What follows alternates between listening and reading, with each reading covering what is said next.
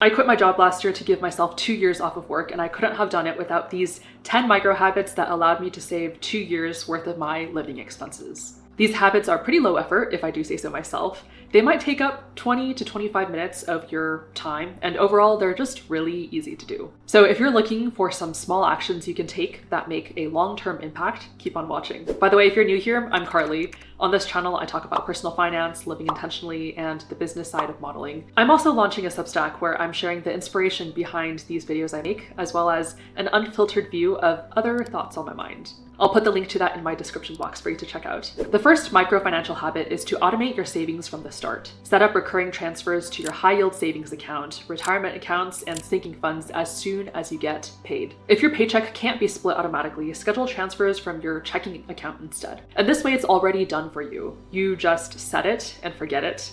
You'll be saving money each time you get paid. What's left in your bank account is how much you are allowed to spend for the month. I guarantee you will somehow make sure your expenses are under that amount. In the realm of automation, set up autopay. This applies to rent, utility, mortgage, credit card bills. That way you don't even have to think about doing the work of paying your bills. It's already done for you. This act alone will probably save you at least 30 minutes every month. It removes decision fatigue, it improves your credit score, and ensures that you don't get charged for any late fees. Win-win-win-win situation. Speaking of automation, make sure you prioritize paying down your debt. On top of your monthly payments, put any extra savings from the week directly toward the principal if the loan terms allow it. This helps you reduce long-term interest costs and can lower the loan term overall. The faster you lower the principal balance, the less money you'll pay long-term. This is the key to financial freedom. If you subscribe to services in industries that are competitive, try negotiating these fees. If you can get connected with a customer service representative on the phone,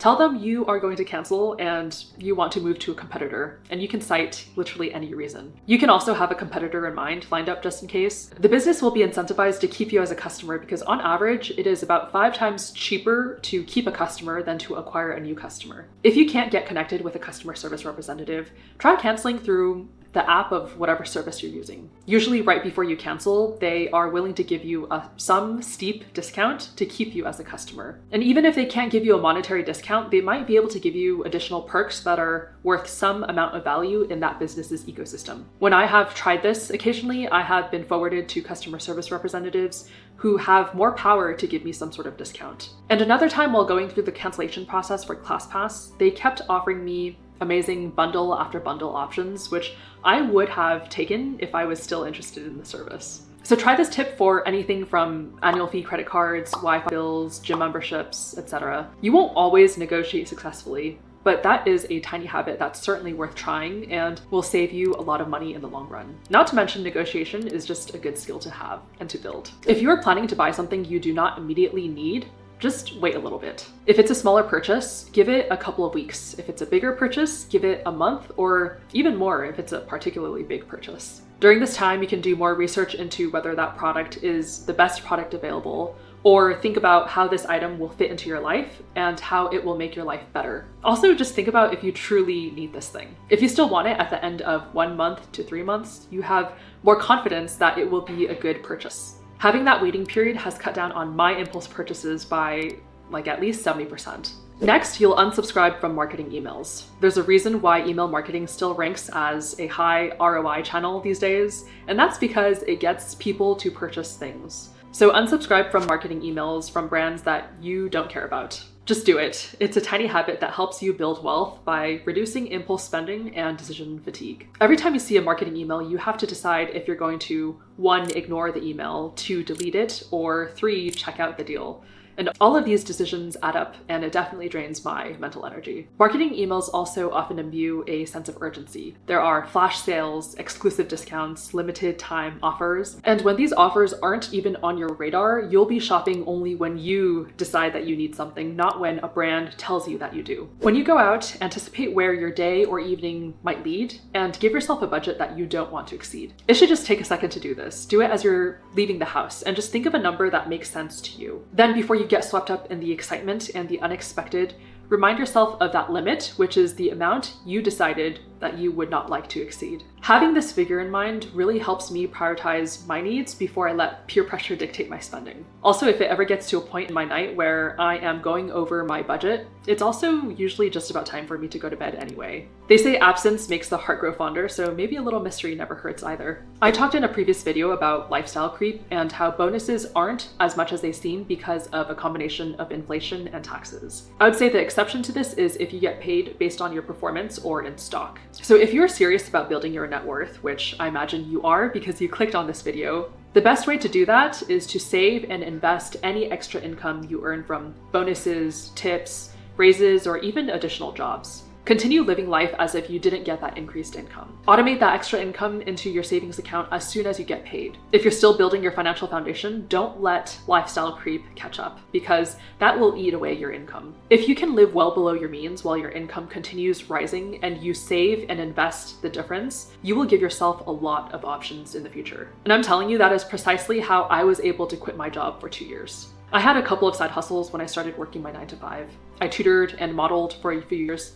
I kept the extra income from my side jobs completely separate, and I didn't use it to elevate my lifestyle. I figured if I was just going to spend that extra income without even remembering where it went by the end of the month, then what was the point of working so hard? I might as well save it to benefit the future version of myself long term. If an item is taking up space in your home that you aren't using, why not sell it? I feel like selling things sounds like it takes up so much more time and effort than it actually does. But once I did it a few times, I realized it is actually very easy. I personally just take a few good pictures of the item, I write a short description, usually of bullet points, and I post it onto Facebook Marketplace. I set the meeting to be a street corner close to my apartment, and for each item I sell, it takes a total of maybe 15 to 20 minutes of work, depending on how many inquiries I respond to. Not only do you clear up your space, but you can also get a bit of cash for things that you already have that you won't use. If it's not worth your time to sell, just give it away. Post it in your local low-buy group, and hopefully someone else will find a good use for it. In this attention economy where algorithms are designed to keep us on different platforms, building new skills is such an underrated tiny habit. The more we learn, apply these learnings, and create from these learnings, the more we discover how we want to live our lives. I'm not even saying that you need to build these skills to make money.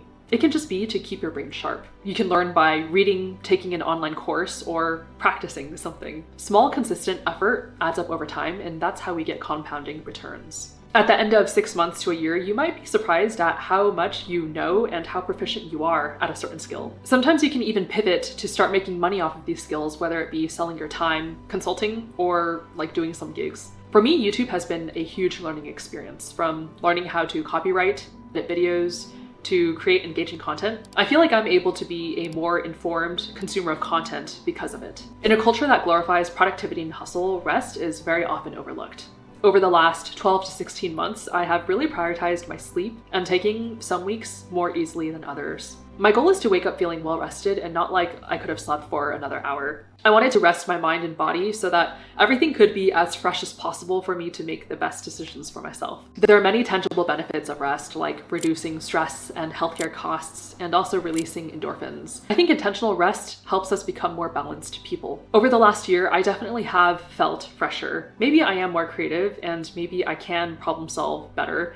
I can't say for sure rest is the only reason, but I do know this. I'm proud that I trust myself enough to prioritize my well-being. I do this by setting a non-negotiable bedtime. Right now it's 9:30 p.m. on the weekdays, just because of how my schedule is. I could probably improve my rest habits by remembering to take intentional breaks throughout the day, which I don't always do, but we're always a work in progress. Building enough wealth to quit my job entailed more than just flat out saving money. I automated my finances. I paid off the principal amount in my debt whenever I had extra savings. I regularly negotiated my subscription services. I took a pause before all of my purchases to determine if those were the best products on the market and if I really wanted/needed them. I unsubscribed from marketing emails to remove the urgency to buy and the decision fatigue associated with it. I budgeted my social plans. I kept my standard of living low, regardless of how much money I was earning. I also sold items I wasn't using. I built new skills to keep my brain sharp, and perhaps most importantly, I rested. So let me know in the comments below, what are some tiny habits you do that I missed?